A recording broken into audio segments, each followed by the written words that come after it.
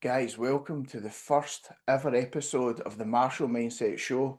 And today I'm joined by a good friend, an excellent Instagram and YouTube guy who knows so much about grappling. I learn something every time I watch one of Grapplezilla's videos. So if you've not done so already, get over to Instagram, get over to this man's YouTube, follow, subscribe. You won't be disappointed. Grapplezilla. How you doing, man? I'm great. Thank you very much. Doing really well. By the way, if anyone sees me do any ticks, I got Tourette syndrome, so I'm not high on paint or something. So just saying that. Uh, I'm great, man. And also, you got a great page for martial arts, man. And I'm loving those new videos you're having of the 80s and everything, because Oh, thank you. our Appreciate that. age, we all remember that, right? Of course. Well, that's the idea behind them. Where, I think people are nostalgic and they're looking for, the things they did as kids and things they did in the past. And I think those videos are just tapping into that sort of For that sure. feel. Oh, absolutely. Absolutely. And also a lot of the modern martial artists and grapplers, especially the younger generation, they don't know what it was to open up a black belt magazine and seeing about the ninjas in the 80s, and then Oh, it went to Jeet Kune Do for a long time, and then it was just such a amazing experience, although a lot of it yeah. was a little bit of BS, but we all went through it, right? So Do you know what, man? It feels like a lifetime away. It's really strange to say that oh yeah. because it wasn't really so long ago, but things really changed. I think when UFC started becoming popular and everybody Oh yeah. moved towards the combat sports, Muay Thai got huge over here. That was a big change. And people moved away from the traditional arts and the magazines and all of these things. And in some sense, it's a good thing, but in another way, it's a bit of a shame because there was a lot of good in those days as well. Oh yeah. I Yeah. definitely agree. I remember going to a Blockbuster video, okay? And I was like, what am I going to watch? What am I going to watch? And I see this tape, style against style, everything. And I'm just like, what is this? And I was like, I got to see who's winning this, right? So I took it. I Yeah, think it yeah. was, I'm almost sure it was UFC 1, right? Uh, so I took it, watched it, and man, I was in shock. I was in shock of first the size, because I actually always had wrestling in my life. Yeah. I wasn't frequented so much with judo or submission stuff, so I didn't really know about jiu-jitsu. I knew about like Japanese jiu-jitsu for sure, because I always have a friend to show you a wrist lock. You're like, oh wow, you know. And That's in right. my Japanese, yeah, yeah, yeah. and I thought like all these martial arts could kill you with one touch and everything. So then Yeah. I see this little guy, Royce Gracie, Yeah. just take everyone to the ground. Oh, dude. And I was just like, okay, what is happening here? And then I remember, yeah, I just remember thinking to myself, I'm like, okay, so, you know, when is wrestling gonna come in? That's what I thought. But then I was like, wrestling, we don't have submissions, Yeah. and then it was just amazing. By the way, I am still a big fan of traditional arts. I do think they have a place, and I do think they Yeah. offer some. I am. I actually do like them, especially when you get into older situation or have health problems That or yeah. exactly. That's what I'm finding as well. Like, in my twenties, I became a big fan of the combat sports like Muay Thai, kickboxing, and watching MMA and things. But I feel as I'm now 40 years old, and you're walking around sore, and your lifestyle totally changes. A child comes along, you don't sleep as much, and you start to appreciate the value in those earlier years of training because you can do it anywhere. Yeah. You know, you could be editing a video and you can stand up and do like 10 side kicks and 10 side kicks on the other For side sure. and, For sure. horse stance and things like that. So it's. I had a good friend call me the other day. He's a black belt in jiu-jitsu, etc. Very tough Australian guy.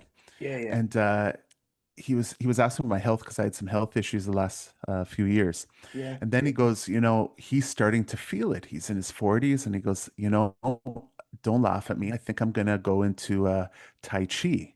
And I yeah, was yeah. like, in one way, you're like, yeah, but then again, I was like, listen, man, when you get older, and if you have the background already, it's great, but those injuries and like other things, I mean, God laughs at those who have plans, right?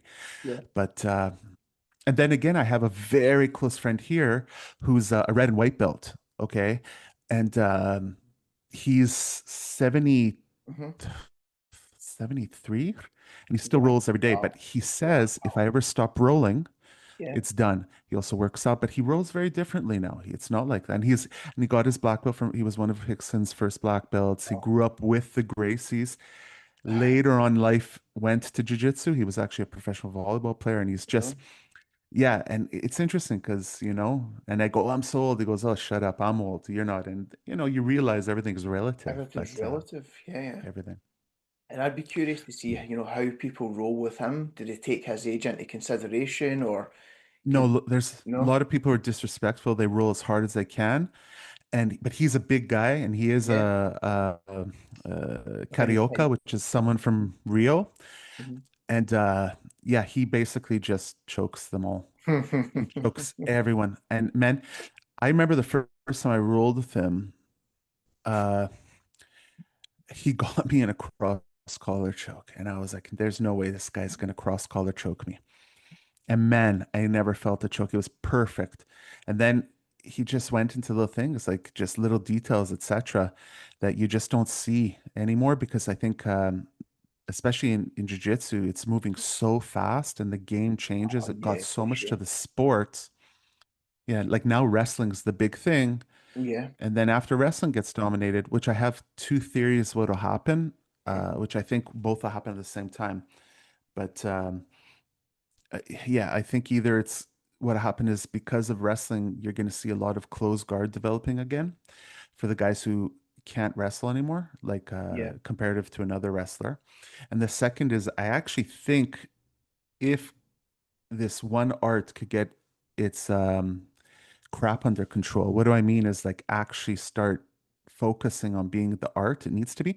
I Yeah. actually think the rules of a modern catch wrestling competition could be very exciting because basically it's folk style wrestling with everything that's not allowed is now allowed, which is submissions, etc., torques, etc., with the pin, which creates for a very fast uh, uh, spectator sport and a fast tournament type of Event. s- event. Yeah.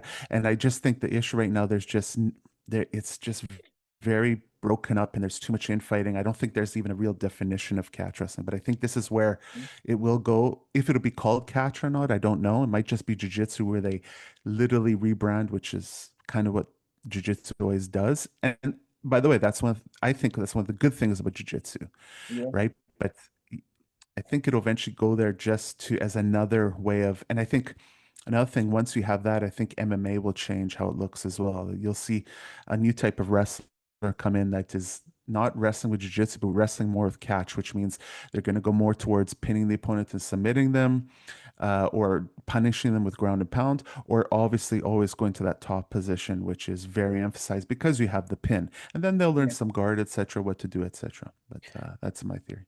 Who would be the best example in MMA of a catch wrestler? I know Josh Barnett back in the day, he was catch. I think Josh Barnett, I definitely think Kazushi Sakuraba. It Of would course. definitely be Oh the God. number Yeah, yeah. one. I don't, I mean, you have the Ruotolo brothers, but they train with Paulson, who's Yeah. more of a shoot wrestler. He's a catch guy, but he is the shoot wrestling guy. But Yeah. they're still jujitsu. Like They're their still grappling is jiu-jitsu still based. jujitsu. Yeah. Yeah, it's for sure. And they are some of my favorite grapplers to watch. Just Oh absolutely yeah. talented guys. I don't think, you know what? You have a lot of guys, but there's so much mix. But I don't think oh, you know who would be? I would say Mighty Mouse. Really? Yeah. Because yeah, I didn't because he know came that. from AMC. Yeah, he came from AMC Pancration. He did do jujitsu, but Hmm. he was doing pancration from I Yeah. mean, I'm not really so knowledgeable at him, but I think that's basically where it would look. And then he adapted jujitsu to go to it, and it just made him a more deadly fighter. By the way, Yeah. great fighter, great Oh, fighter. Yeah, incredible. I and think just great guy. It just seems really, he's a great. yeah. Yeah, And I think he's got his channel now where he does like breakdowns, and I think he does things like he oh yeah, also is an online gamer. I think he's really good. He does all sorts. yeah. He's an I interesting I wee do. guy. I do dabble in gaming. I am Oh, the really? worst. Oh, Oh, I am the worst online gamer ever, but I am the most annoying guy. So I play Battlefield and Right, I suck. And what I right. do, I'm the guy who keeps on throwing the smoke grenades the whole time. Whoever goes, who is this ass throwing the smoke grenades for the last hour? That is me. Yeah, Ah, mm, that's amazing. but So like one thing I've been dying to ask, how did you start grappling? Where did that come from? okay, so I started grappling. My father's from the Soviet Union, Okay. and he's from one of those places that in one way probably has great food, and it does, but also is kind of known as the armpit of the area. I'm just joking. There's a common joke me and my friends say. No, my father, he's from Moldova. And Moldova, my right? grandfather, yeah, my grandfather and him had a lot of wrestling background, and my uncles, etc. As well as there was a whole group of guys from the Soviet Union who we would call them our uncles because I grew up in Canada, in Edmonton, Alberta, Canada, which is in it's a great city, great people, very blue collar, salt of the earth guys, cowboys. It's like if you took Texas and Yeah. Montana and maybe Ohio and put them together, or Iowa, Okay. that's Alberta. Uh, but all the guys who were from the Soviet Union stuck together, and generally all the guys who came weren't from there weren't Rasia who they weren't exactly Russians like with Russian blood. They were all like either from you had a lot from Ukraine, but you had from Moldova, you had from all the Caucasus, you had, for example, Dagestan, you had a lot from Georgia, a lot. Actually, I have a little bit of family from Georgia too, as my grandmother, etc.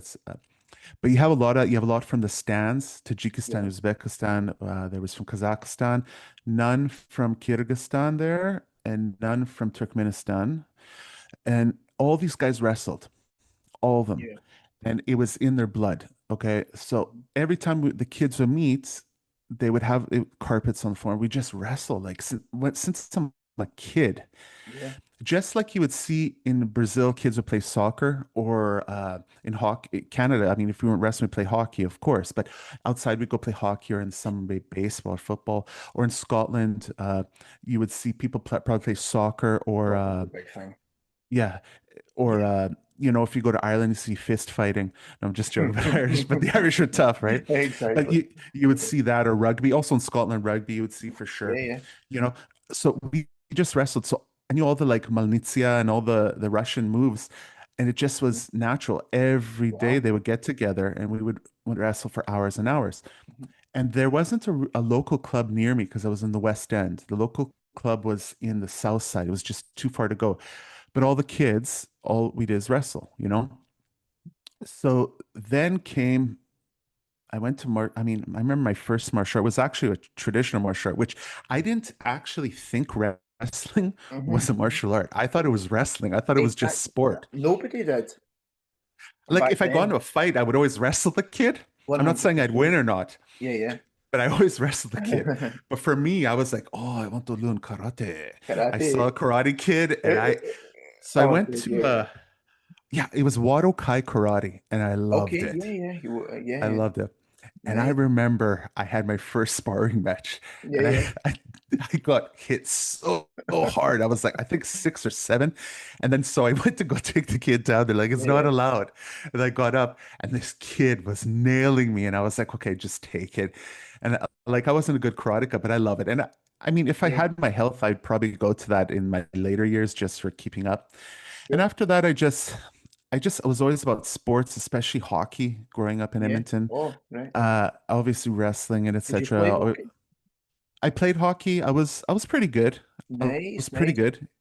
Did you But use you have to any of understand, the gi grappling to like toss people about on the ice and stuff? Because it looks pretty no, similar. No, did you? no, I wasn't a fighter actually. I Ah, actually right. on the ice, I had several times I got really the crap kicked out of me. Mm, I was always more of a scorer, right wing. right. I used to play. But just to give you an example, like just my little neighborhood Hmm. has at the time had two NHL like pretty famous goalies, which was Clint Malarchuk and Kelly Rudy, as we Hmm. had so many I mean, there's famous guys we know who came by the rink, etc. So like I was medium top for maybe even towards there, but at that level, it's such a difference. And then, when I always just exactly continue wrestling. And then I wanted to get into martial arts again after watching some movies. Yeah. And I think the martial art I chose, yes, I chose kickboxing. I don't know why I didn't like it because I think I believed too much when I was reading the magazines because I started to read them. So I went to Wing Chun Kung Fu, which was it was interesting. I mean, the hand fighting was really easy for me because of wrestling. Yeah. Like I picked it up so fast, just you couldn't really grab and pull, so you had to hit always on the center line. Okay. Yeah, And then I tried Aikido. I didn't like Aikido so much because I just, yeah. as a wrestler, I just like, why would I grab the hand here when but hey, it's okay. And then I got into Jeet Kune Do actually and Kali, All right. Okay. heavy, heavy Mm-hmm. into Filipino Mm-hmm. martial arts. And like, the guy was teaching Filipino kickboxing, which was Panantukan. Mm-hmm. And yeah, I really got into that. So basically, I was just wrestling and doing Yeah. that. And from there, I got into shoot wrestling because Uh-huh. Shudo was in the Jeet Kune Do curriculum Okay. before Okay. Jiu-Jitsu. Yeah. Yeah. Got into it, or at least where we were. And then I got into Jiu-Jitsu after getting that. All of a sudden, always wrestling, etc. And but with Jiu-Jitsu was so rare to find then. I mean, we Oh, had to of fly course. in a guy named Marco Suarez, who was the Mhm. highest ranking Carlson Gracie black belt. Yeah. And he used to come and I remember he used to show us moves. I was like, wow. And he was a great teacher. And then we bring in seminars with like, who was it? Megaton Diaz came. Okay. That Yeah. was an amazing seminar. And just a bunch of seminars. But jiu-jitsu was so rare then. Like there was not many videotape series. I remember we put our money together with a bunch When of guys. We got the when uh, was this roughly? Like what time period? 90, 93, 94, Oh, so right 94. about Because the time of the first yeah, UFC. the Yeah. UFC came out, and within months, everyone was searching for it. Well, not everyone. Actually, Yeah. jiu-jitsu was really looked down on still, Yeah. like it at the time. And actually, I kind of forgoed the effectiveness of wrestling because I was just like, no, this jiu-jitsu stuff, man, they fight you on the back. Like, Yeah. and I actually did even do two. There wasn't even MMA then. It was like free fight or like just NHB they called. So I even tried to do two MMA fights. Oh, really? Right. Yeah, Yeah. but it really wasn't something people don't understand. It wasn't organized. Like No. basically, there was a they asked for guys to fight. I said, "Hey, man, let me try." So the first one I got him, I get across this across from me is this massive dude. Okay, he was a heavy metal listening, like big German Canadian, like yo. Wow. Yeah, yeah. And it went 3 rounds. I got the shit kicked out of me, Yeah. shit kicked out of me. But Yeah, yeah. I'll tell you what happened. I went to go take him down. Uh-huh. I got him down. Then the referee put it up. I don't even know if you could call him a referee at the time. Went to take him down again, and man, he nailed me so hard. And I gotta say, man, I'll be honest. Wrestling. Then I realized, okay, you're wrestling, and you're wrestling for like when there's punches involved, it's different. It And changes the game. for 3 rounds, he like, man, nailed me, but I didn't quit. Yeah. And man, I wasn't looking, and I started swinging, and a left of mine connected him. He went down. I won. I looked Nice. like, Nice. bro, I looked horrible, man. I Yeah, yeah. couldn't move my jaw for like, man, it was, Oh, he looked normal. We actually yeah. became good friends. Oh, His name was nice. Helgi. Yeah, Helgi. And then the second fight I did, okay, I'm like, okay, I'm ready for this, man. No problem. It's another, it wasn't even an event. It was just, how would you even call it? Uh, where local clubs meet together Okay. to fight. Well, we would call that an Interclub. interclub. Interclub, same, Yeah, yeah. interclub. Smoker, the Americans call it a smoker. Yeah, Yeah, yeah. a smoker. Okay, because we didn't have MMA events. So I'm Mhm. like, okay, I'm never going to get beaten up. I'm never going to go against a guy who's that big as this guy. You know, I'm going to kick this guy's butt. So I get in.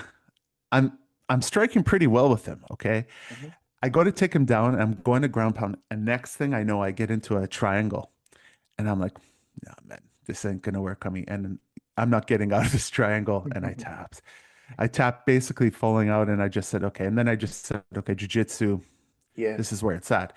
And then I got obsessed with the jujitsu. I mean, like I said, always keeping wrestling, but wrestling once again, I Wrestling's just saw great. yeah, I looked at wrestling like as an Olympic sport, as a Sure, cultural thing, as of something that course. me and my friends and Y- cousins would do. But Yeah, jiu-jitsu was, yeah, and then something basically that's it. different. A lot of striking. I don't, do I have a striking background? Yes, I do, but I don't consider it. I was really good at getting hit. I'll Hmm. be honest. I, uh, but I can strike. You know, I Hmm. can. I know enough about it, but I wouldn't consider myself a striker just because No, I've met strikers. I've met guys who, I've sparred strikers who just that's their thing.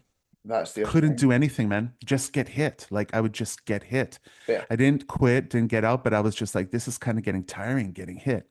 So I always tell people like never underestimate a good striker. And as you see, like for example, in MMA, you see a lot of phases happen. So Yeah, it started off with Royce Gracie in the Jiu-Jitsu, and then all of a sudden you kind of had a little bit of a phase where part of it was going towards the Ken Shamrock thing, but then he went yeah, against Royce, he lost. Um, then the next thing you would see is a little bit of wrestling, but people didn't recognize it. yeah. But the big thing that came was kickboxing, especially with Pete Williams kicking out Mark Coleman as well Coleman. as Maurice Sure. Smith. Yeah. So the kickboxing came. Then it went to hardcore wrestling with Coleman coming in again, and Yeah. especially Mark Kerr.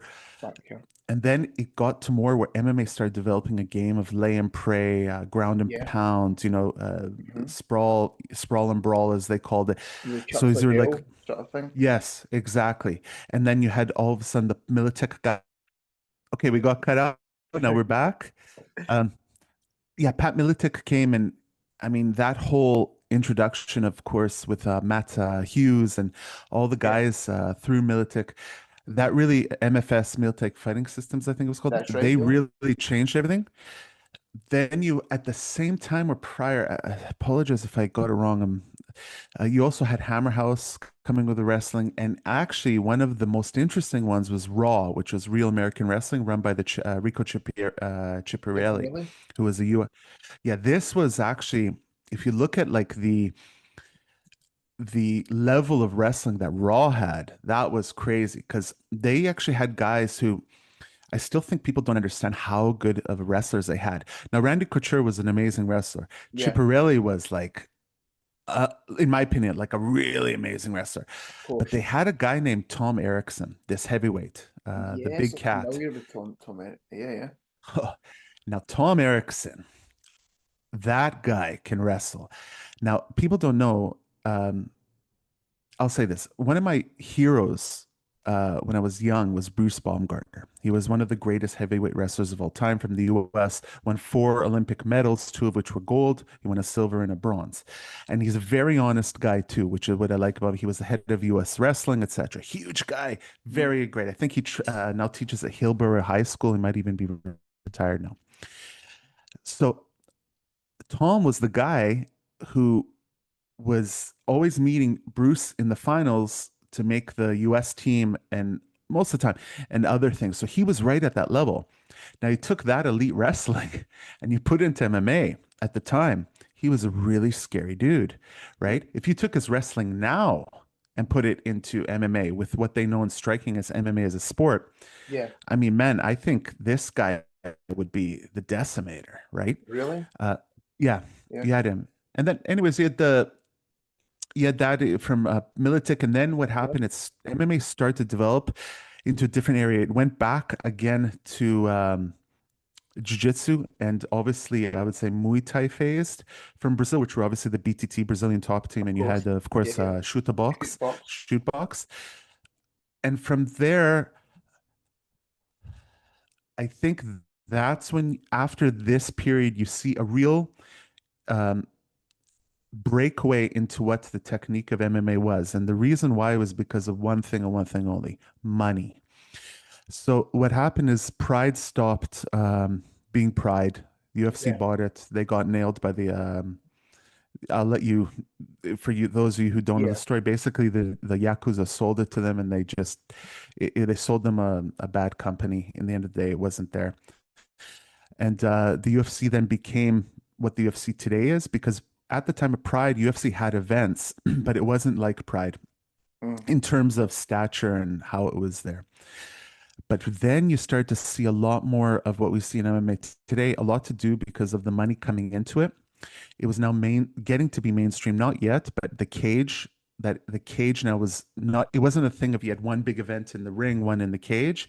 Now the cage was where it was at. So it definitely favored a lot of uh, more the wrestler, etc. The Sure. rules are starting to switch. That not then. There was a few more years that happened, but the rule switching was coming around that would change what we know of MMA today compared to back then, to make sure that was a little bit better for the audience, because they did have to bring in money in order to have the events.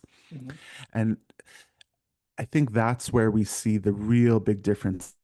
And Yeah. then you see the evolution again, which comes again, you have a lot of wrestlers, you had a lot of jiu-jitsu guys, and then you didn't have the complete fighter yet. You did before. You had a few which were Marco Huas prior, but Oh, of that's course. the old one. That The wasn't at this time. exception, This is maybe. like, Yeah, that's like way yeah. back in the day. And Frank Shamrock, who him Of and course. Dana had a real fight. Uh-huh. Those are the two real complete They were the fighters. standouts, exactly. Yeah. And Yeah. by the way, just to clarify, Marco Huas was prior to the Pride years. Although he did fight in Japan Valley Tudo, and Yeah, yeah. they wanted to have him fight at the time who was my favorite fighter, which Mm. was Mario Sperry. They wanted to Yeah, set a yeah. match between them, but they never did. And They I never think that managed it. match would have been amazing. That would have been amazing. Yeah. Also, the big talk back in the day was Marco Huas versus Hickson.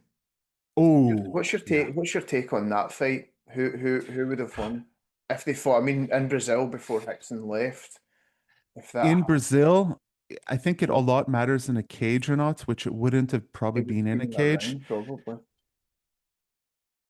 Oh my God. It's kind of hard because one of my best friends is Yeah, uh, a choral, like a, actually, he's red and white from Hickson.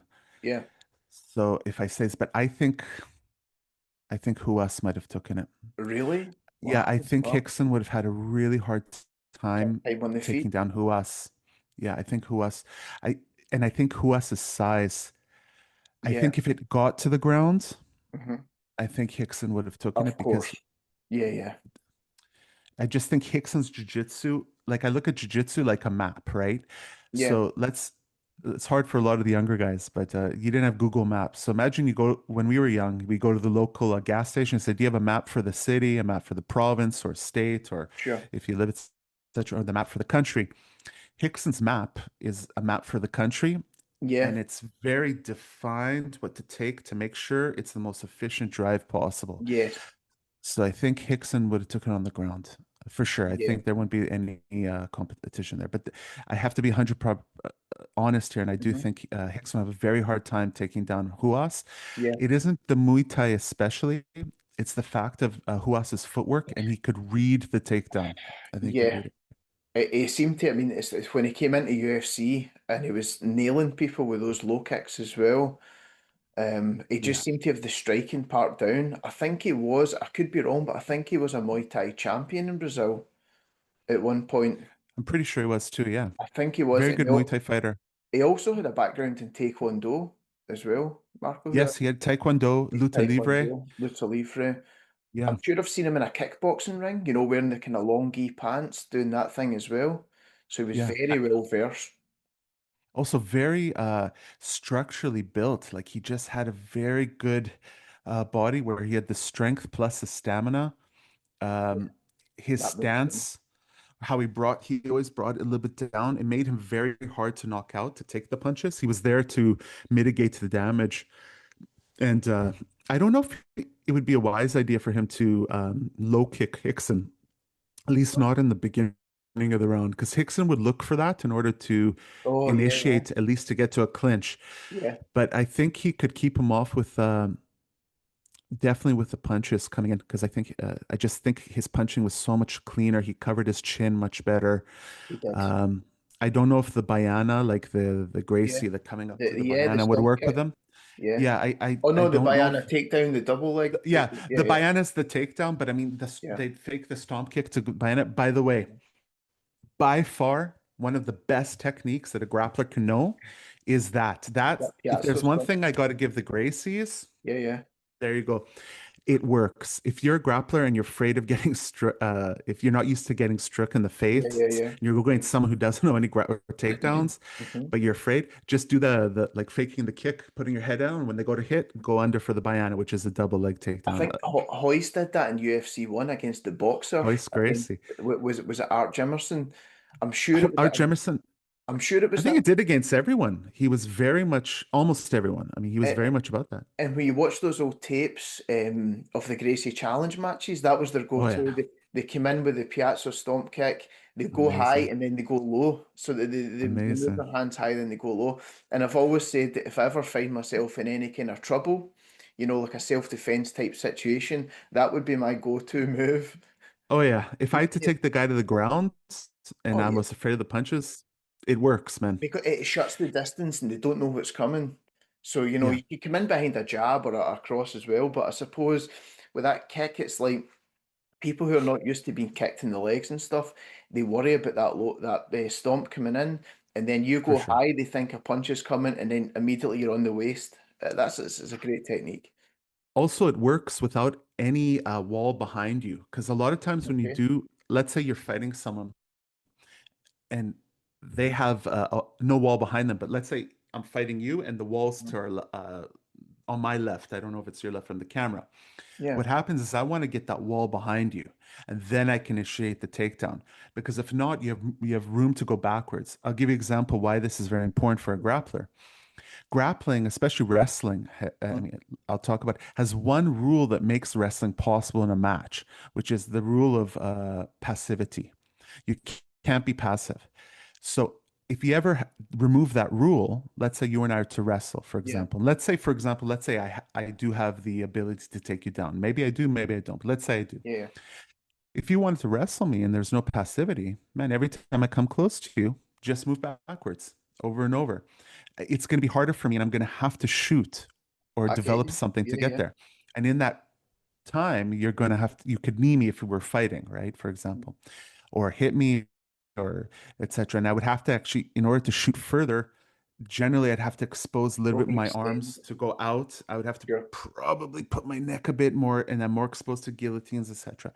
But if I have a wall behind you, Mm. that's very different because then I Mm-hmm. get you to the distance, I measure you through the arm, and then I Mm-hmm. get in. Maybe I feed a shot, but then I have you against the wall. Now it's a clinch that against the wall, it's going to be a little bit more favorable to the wrestler. Oh, of Not a little course. bit, a lot more. A lot But the more. Gracies had it where it wasn't. It would work on a beach.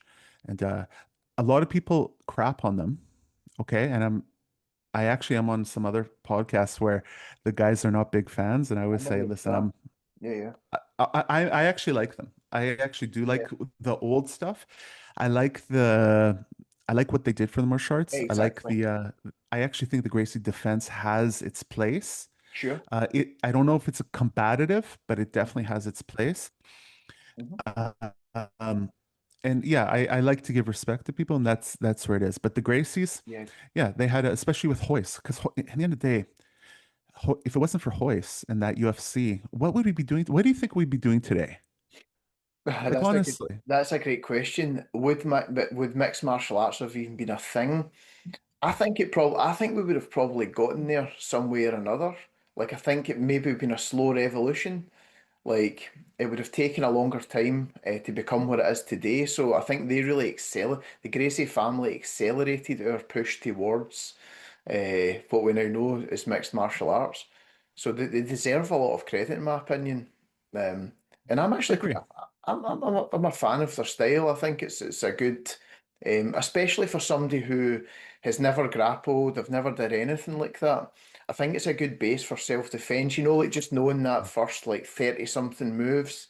Yeah. Um, and it's quite cool. What's your take on like modern jiu-jitsu? Some people claim that it's terrible for self-defense, the sport jiu-jitsu, and other people say that it's still beneficial. But comparing it with the old style Gracie jiu-jitsu, how do you feel about that? That's a really good question. And that's kind of the one where, okay, I'm going through, I think we all go through things in life. And in life, Mm, there's always not two sides to the story, there's three.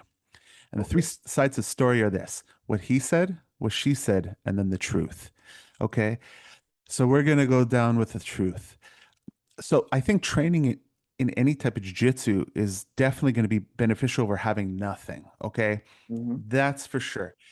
Do I think that if I were to go to a self-defense point of view, I definitely would rather have more of the Gracie Jiu-Jitsu style for sure, where they actually, I mean, trained as they used to train in Brazil, which was slapping and stuff. So Of you're course, very aware if that triangle's not getting on, you're getting slapped. So valid I to do. definitely think that works. Valid to do, and it's actually much more gross motor movements than jiu-jitsu now is. Jiu-jitsu, why did jiu-jitsu work so well in grappling? Because in the end of the day, grappling is very gross motor movement. You know, if you meet a lot of grapplers, have you ever seen grapplers? Some of them pick up striking really fast, and some just punch like Hmm. this. For Yeah, example, like Mark yeah, Coleman, right? He's a very gross motor movement guy. Now, yes, yeah, yeah, jiu-jitsu, modern jiu-jitsu is still gross motor movement, but it's starting to become more fine motor. And when it becomes that, then it's very specialized.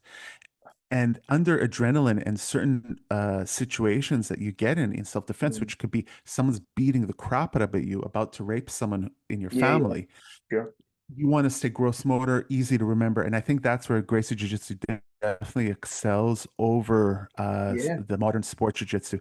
I It completely does. agree. And then people say, oh, yeah, but what happens if Gordon Ryan would get into a fight? Well, listen, Gordon Ryan, first of all, is a very talented guy. Hmm. Second of all, it's Gordon Ryan, and he's built and he is a strong guy. He's a very intelligent guy. Exactly. Uh, I'm sure he'll do well in a street fight as long as he can grab you. Yeah, Okay.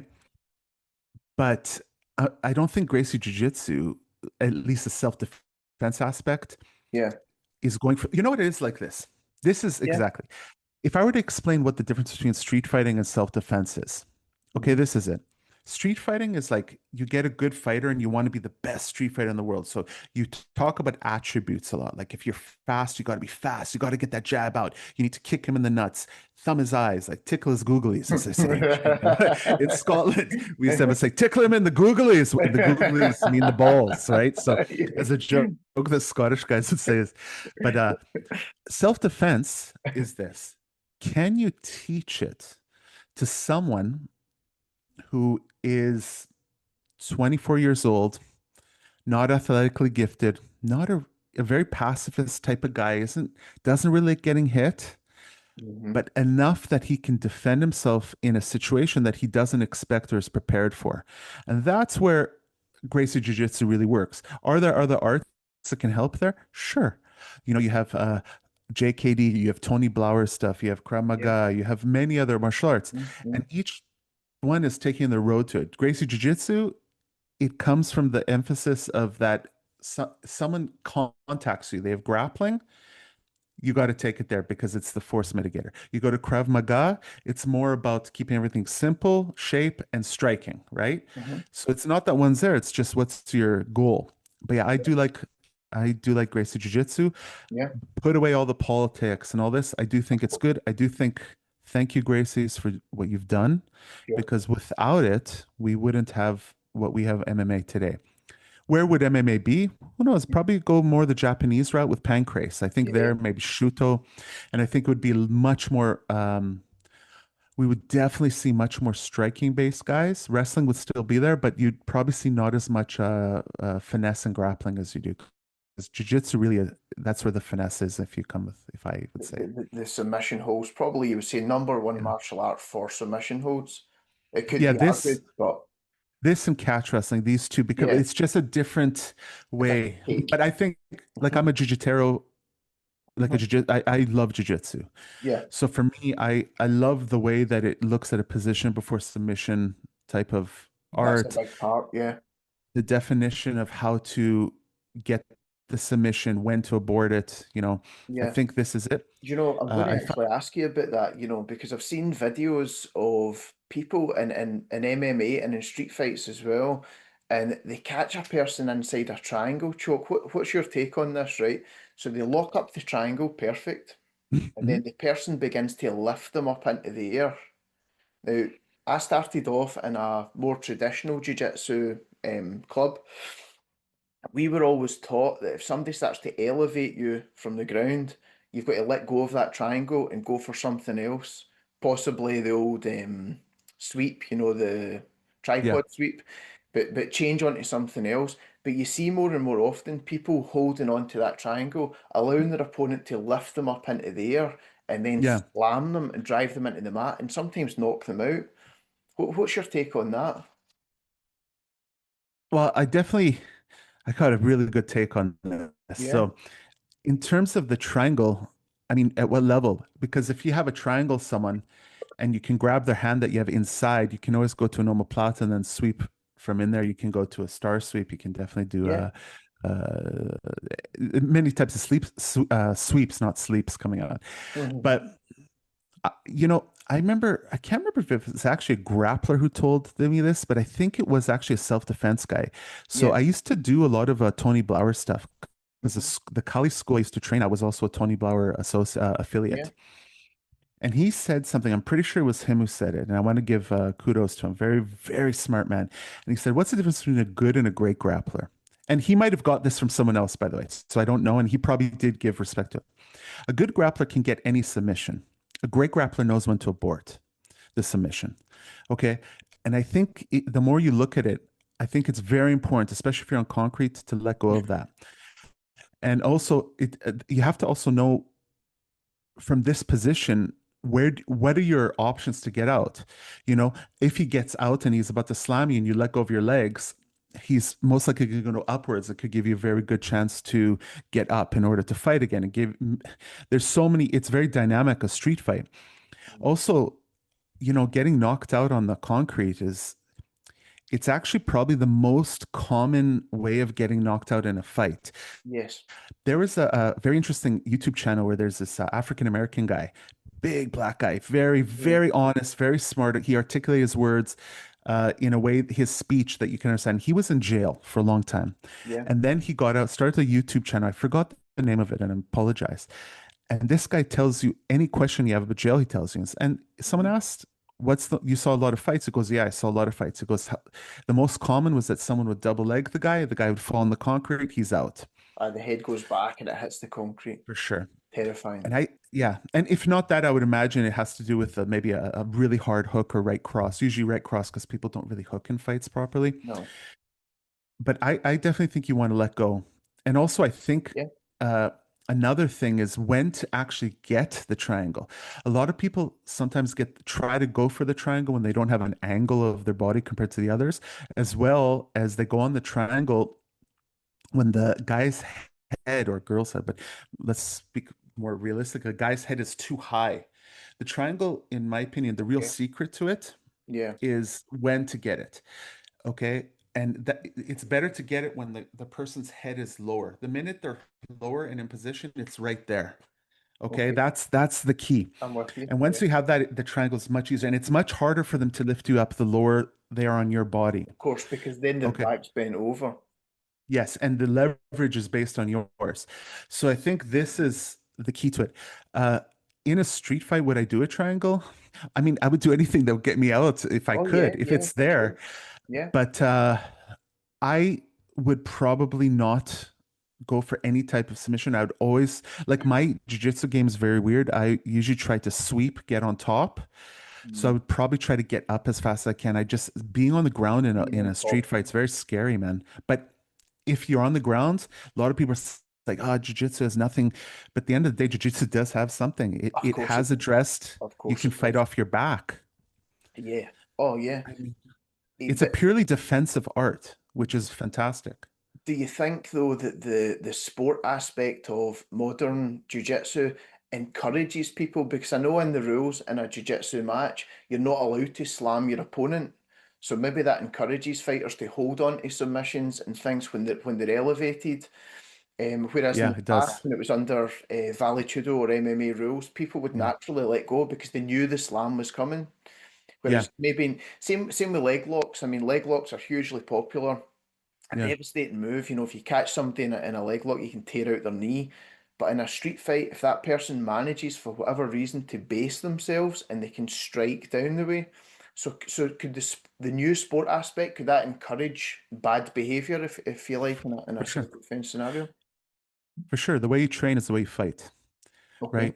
And I'll answer it from the other end. Yeah. had we, let's say someone says it doesn't, right? So I'm going to say, okay, great. It doesn't affect it. Let's say now you're allowed to slam as hard as you want onto the mat when someone does a triangle. Do you Yeah. think people are going to be holding on those triangles as much anymore? No, No, it's they going to won't. disappear. A mat is much more forgiving than a concrete. Even Yeah. the mat, man, like to get slammed hard on the mat, Yeah. really hard. Like say a guy elevates you. I'm talking about Rampage Jackson against Arona style, which by the way, Yeah. holy, that surprised me. I thought Arona was going to take that. And that he Yeah. went up and he didn't just order the McDonald's burger. He got the full meal deal. They went to KFC after and got some Pizza Hut with Yeah. pepperoni, double pepperoni after. Bam. And that punch after, like this is what happens. And I'll bet you if you Yeah. ask Arona, would Hmm. you held on the triangle again? He said, fuck no. Sorry, my language, but say no No, way. no, it's all good. Yeah, yeah, absolutely not. So It's yeah, I do think it's something that, it's a weird place we went, right? Because if anyone does jiu-jitsu, it's very hard not to appreciate what you see in modern jiu-jitsu competitions. yeah, It's very beautiful where it went and how they invent new things mhm, or discover new things, I would say, in order yeah, to combat other things. But then again, being older, you kind of wonder, it's like in Philippine martial arts, you have a term called ugat, which is root. So it all comes back to the root of the tree. And the root of the tree of jiu-jitsu was self-defense. In the end of the day, yeah, in Japan, it was to kill your opponent because they were samurai. In Brazil, it was learned regardless of what you think of the Gracies, but for self-defense, it was being marketed as that. It was being used as that. So I asked myself, does it help? Like when you see, for example, 50-50, and someone goes, yeah, man, I use this in the street. I'm like, bro, wake up. Also, is 50-50 is effective if you would allow in the BJJF, for example, heel hooks. It's a okay. very different game then, right? If Indeed. you're allowed to reap, like there's so many questions. So it's there, but the reality is this, it doesn't hurt to train sport jiu-jitsu. And if you like it No, and definitely you get not. into a fight, It's a great thing to have. probably you're going to be better. But Yeah. you got to be realistic. And like if you're fighting a guy who's, let's talk about a rugby player who Mhm. just woke up the wrong way that day and had a few bad whiskeys, and he wants to fight you, Yeah, and like just be prepared that you understand where your jiu-jitsu has flaws for street fighting or it doesn't. yeah, Just like if I went to a street fighter and I said, hey man, now you can grapple and you're really a good natural grappler, but understand yeah. that there's flaws because you're not studying the sport and you want to compete. It's that Mhm. way too. You know, The for old example, wrestling. Yeah, go ahead. mhm. The old Chris Houters thing. Think street, Oh, train sport. I am a massive Chris Howder fan. Oh, same. Yeah, yeah. I It's such a think that, shame about his garage. Did you hear yeah. that? What happened? No, what happened? He has had to close, his combat-based garage. It's now closed down. Uh, Why? Financial difficulties. He basically claims that he was paying people to teach them jiu-jitsu, so he can no longer operate as a business. Such a shame. I should get in contact. I never really Yeah, talked to him, yeah, but I'm on one podcast where uh as a I haven't been for a while because I've been going through some medical and personal issues, but called the Level Up Grappling podcast, and it's done by yeah. I've a seen it. guy named Brian Roig, who's a phenomenal grappler, a lot of knowledge, has multiple black belts. He's actually Chris Howder black belt himself. So I Mm. asked through him. But I like Howder because also Howder came from a jiu-jitsu JKD background, if I remember. I So believe his so. outlook, and he also has a Higgin Machado black belt. So the lineage is, I mean, non-JKD, BJJ, He's of a, course. he's also a Hickson black belt, no? He's one of the Dirty Dozen, or I think Oh, was he Hickson? I I believe I thought he was. believe I believe Chris was a Hickson black belt, one of the first. Okay, I Yeah, apologize. no, it's So then, yeah, I remember when I was years ago, the big talk of the town of Hickson was a guy named Mark Eckhard, if you knew he was. yeah, I've heard Hicks, the name, sure. he was the guy, and Hickson kept him a blue belt for so long. Mm, And Mark was tapping out everyone, all the black belts. mm, This guy was like a killer. I mm. don't know whatever happened to him. And I apologize if I'm wrong on Howder. So let's say for argument's sake, it's Hickson. But his teaching of how to do jiu-jitsu for like that's the jiu-jitsu that I think you and I really like.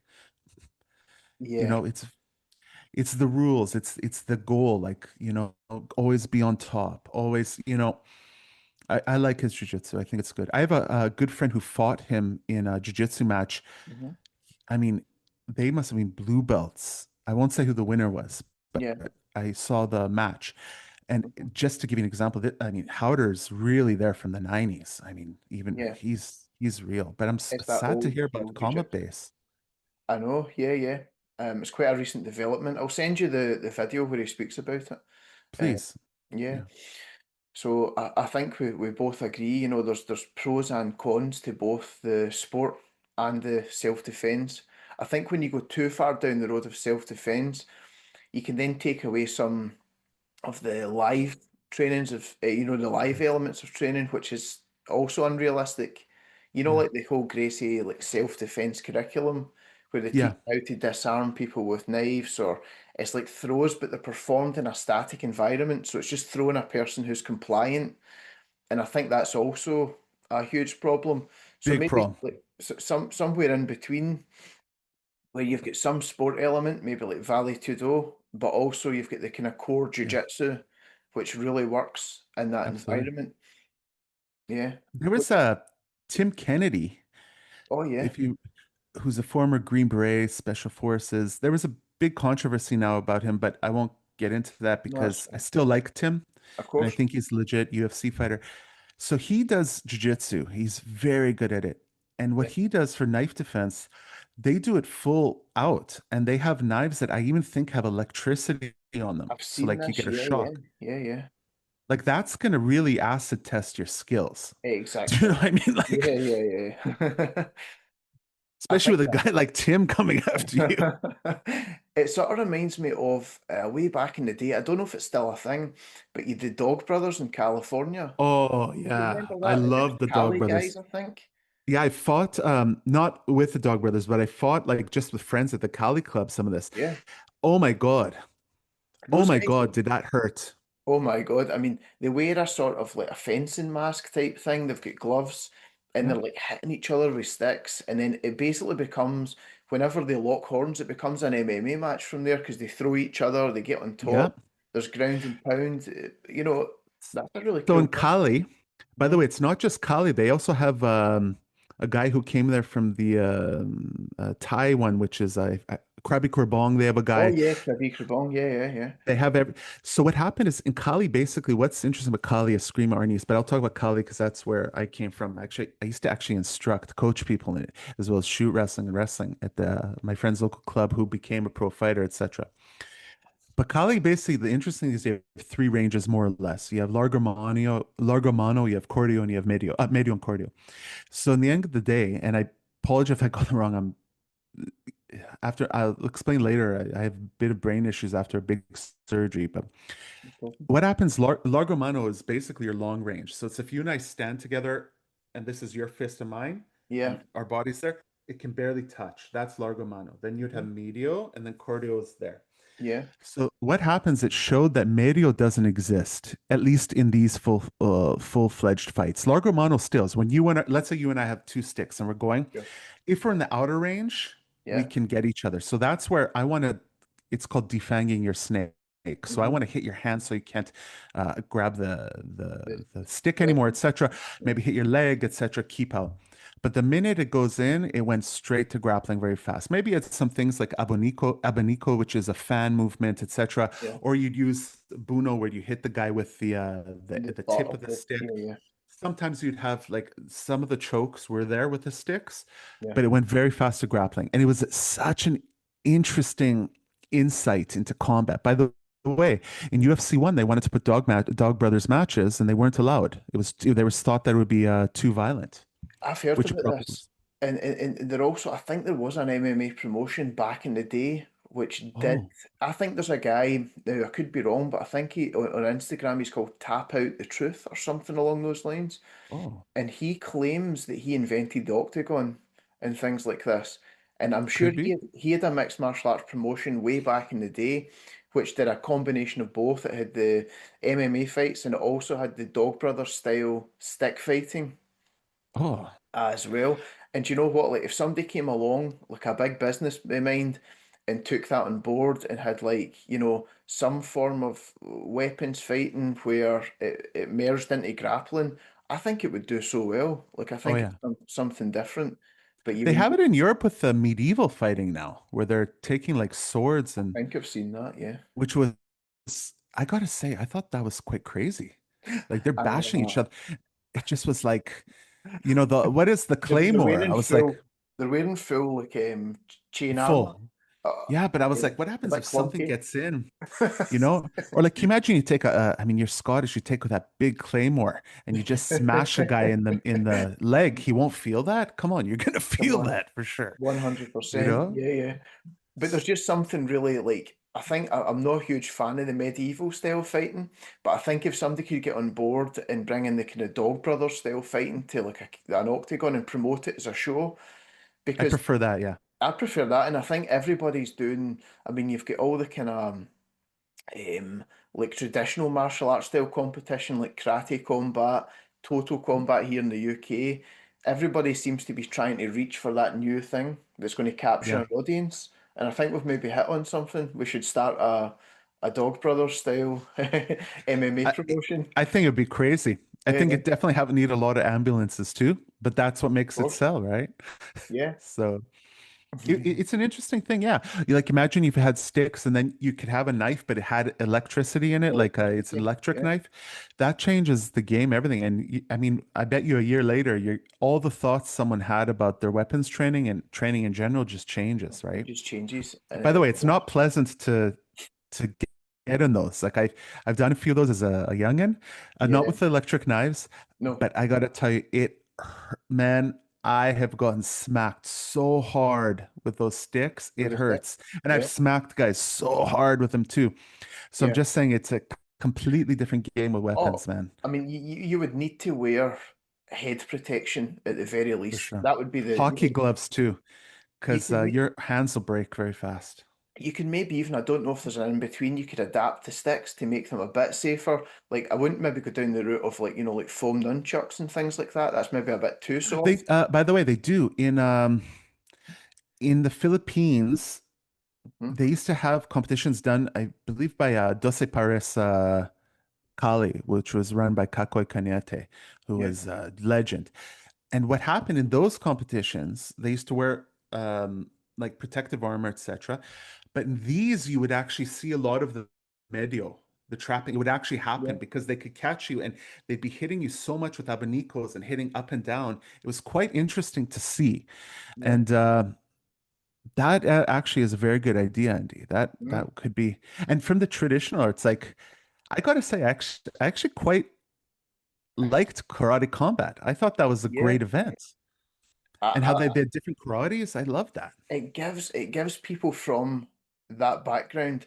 Now, listen, don't get me wrong. I think karate combat was more or less people from all different martial arts backgrounds. You had like ex-MMA fighters, you have kickboxers. But there's a show in the UK called Total Combat, and it's more guys from traditional backgrounds like Taekwondo, karate, kung fu. I think some Thai boxers, some kickboxers. And it's a very similar, I think it's a similar arena to the karate combat. It's more of an oval shape. Nice. And I love that kind of stuff because it gives those guys a chance to compete under a rule set which favours their style.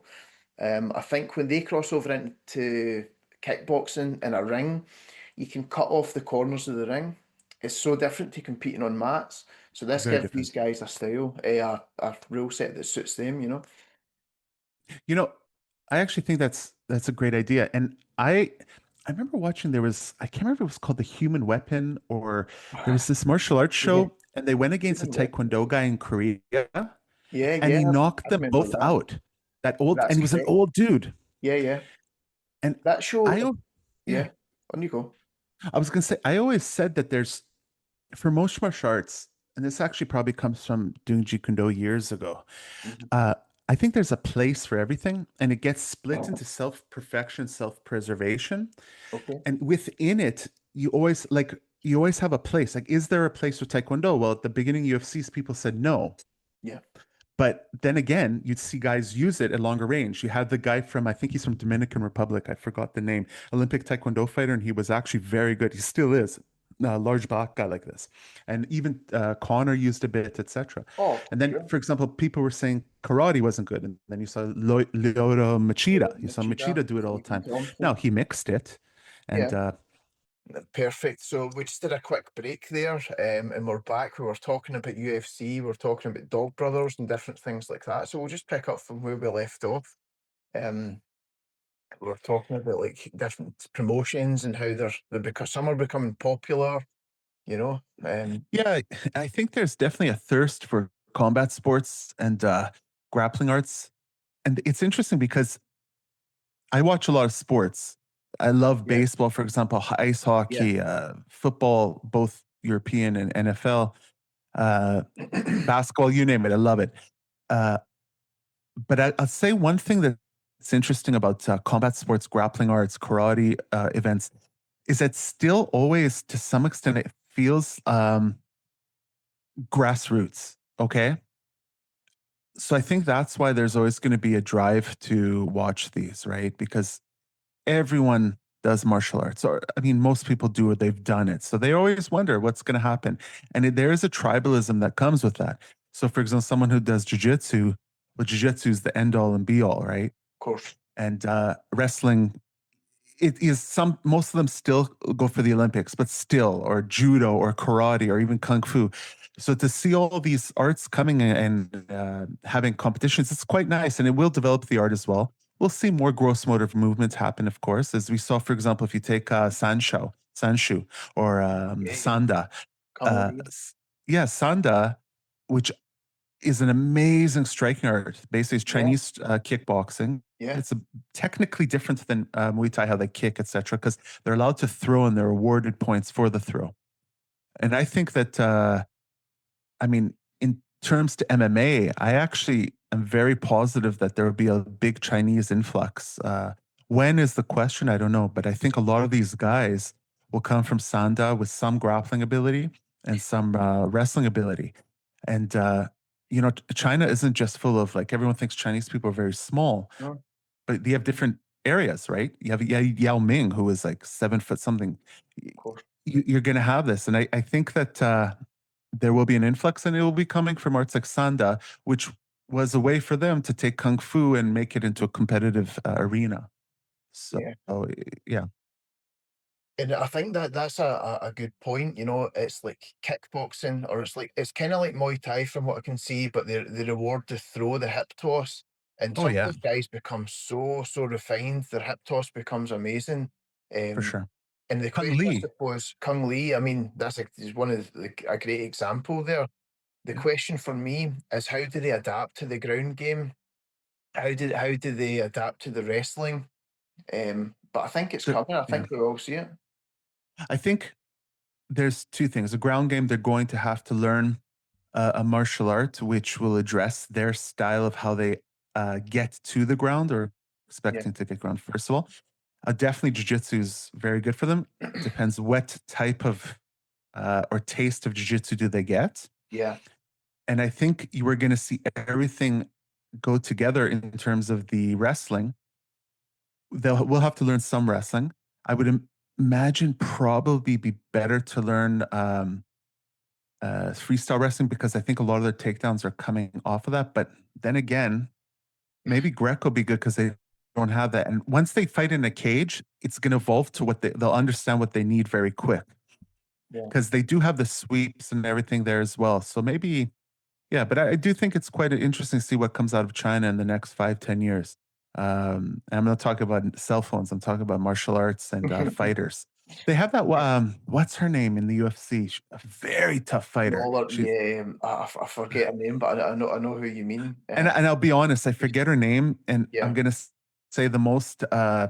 It makes me sound like an idiot. It's because for me, Chinese names are very hard because a lot of them sound similar, and course. I Yeah, yeah. just, bro, I like, and I'm sure And you I can imagine for a Scottish guy as well, with her accent. with the accent. Oh boy, Oh, it's tough. the funniest thing I've ever seen was a Scottish guy trying to speak French. That je m'appelle. It was very. That's a great impression. That was very funny, but So we had to actually learn French at school. That was one of the languages that we had to learn in high school. And I was so bad at French. French and German were the two big ones back in the day. And I was terrible at both. But German's more natural because I think we sound sort of that way. But yeah, French was so difficult to learn. And I Chinese, started. I didn't forget about it. Yeah. I started doing German on Duolingo, Oh, nice. and it's funny because tried a bunch of different languages, and when they ask you to speak into it. So when I'd say it in a Canadian accent, he would understand. So I would have to actually fake a Arnold Schwarzenegger accent. And it would understand it So straight away. yeah, the Frau, and he would understand it. And I was like, maybe that's the key, you know? So But pumped it up. it's a crazy thing, you know, accents and how people are understood because it can really limit, you know, the Scottish accent. It can be different depending on what area you're from, what background. But me doing something like this, I've got quite a strong, I would say, like working class Scottish accent. And it's always a question like, is the guest going to understand me? Is anybody else? It's like always in the back of your mind. Whereas some other like, Americans don't have that problem because they speak very clear, you know? And I speak slow, They speak slow, and they also I find it very clear, you know, they always very clear. they use proper English, which is crazy because we're right next door to England, but we're Scottish, so we use a totally different dialect. I Um, have a yeah, yeah, Scott. I find of all the English, I find Scottish accent to be the most difficult to understand. it's And absolutely then from North England, like from Halifax, sometimes places like this, it can be a little bit off for me. because they're quite similar to us. I think it's Yeah, the same thing. It becomes quite tricky. But I think that's maybe a good topic to wrap things up on. What do you think? yeah, for We sure. can I think it we've is. covered so much. And listen, I'll have you back on again for part two and part I would three. love to. Four. It would be I would so love cool. to. And I would like to come back on the at some point in time if you'd have me on the I would. Grapplezilla. I would love to. Yeah. I would love to, and we can definitely have more. And I like this where we're also talk about both grappling and martial arts together because in the end of the Yeah. day, there isn't a split. It's all martial arts. It's all combat.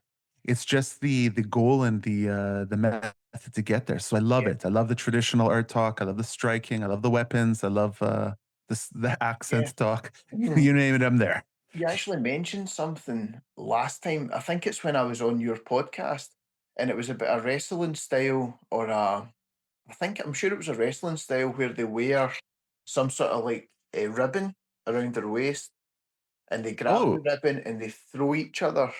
yeah. Well, any type of belt wrestling is that, but they have shirum from Korea, which is the most interesting because it's around your waist and your leg. And these guys are Mhm. beasts, absolute Yeah. beasts. It's very popular. And by the way, Korea in freestyle wrestling and Greco has got legitimate program that produces amazing wrestlers. They've had Olympic champions in the past, also from North Korea.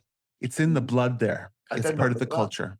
Yeah. That's interesting. But what I liked about that concept with the belt wrestling, and it was you that kind of you told me about this, it isolates that particular skill. So people get really, really good at that Yeah, hip for sure. toss and how to load people up on their hips and take Absolutely. them over.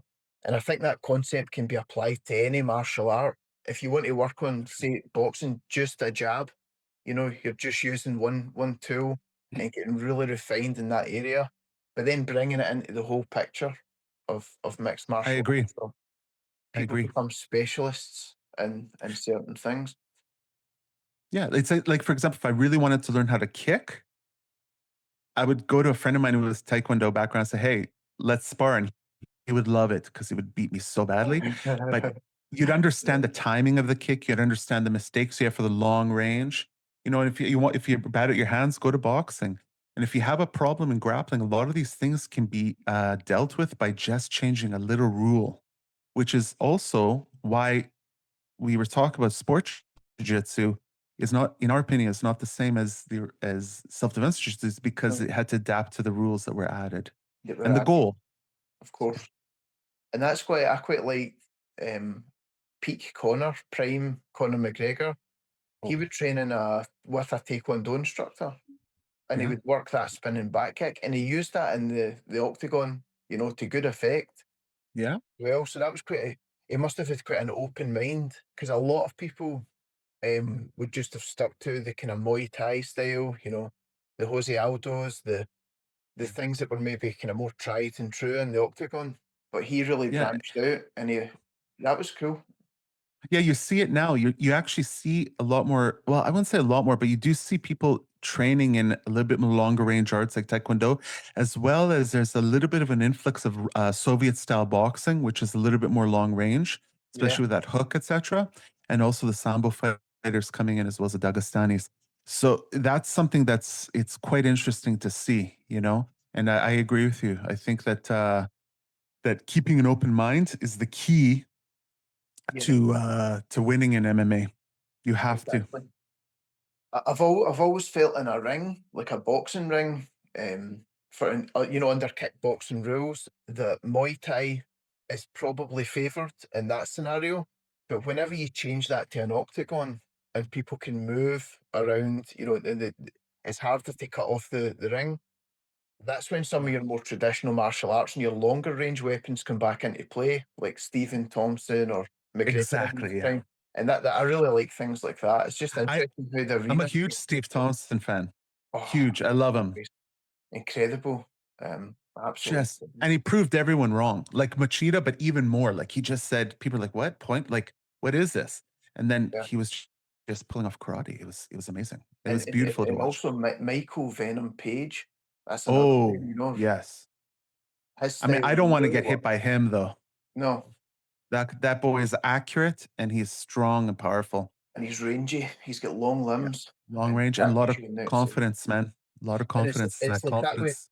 where it kind of blends beautifully with the grappling, because they throw those techniques, they set up their techniques, and they close the distance much quicker than with a boxer or a kickboxer, because they're not Yeah. shuffling their way in. They're kind of like throwing a huge spinning kick, and then they're on Yeah. top of you, and they're in a clinch. So So that's the thing I love about MMA is it's like music, right? What was old is new again. I remember once I listened to a lot of Metallica, as anyone yeah, from Alberta does. And I remember I put on a video of mine and someone said, what? And I said, what's old is going to be new again. And it just happened at the time Metallica was starting to get in with the young kids of from course. Stranger Things or something. I guess I don't know. I'm getting old now, but, Yeah, yeah, that's it. Yeah. Oh, but well, yeah, man. listen, man, I really appreciate you giving up your time to come on Yeah. the first ever episode, and Been I'll an have you honor. on again soon, hopefully. Yeah, absolutely. And I'd love to have you on. And thank you once again. And guys, check out Andy's site, Andy's page, Martial Mindset, his YouTube.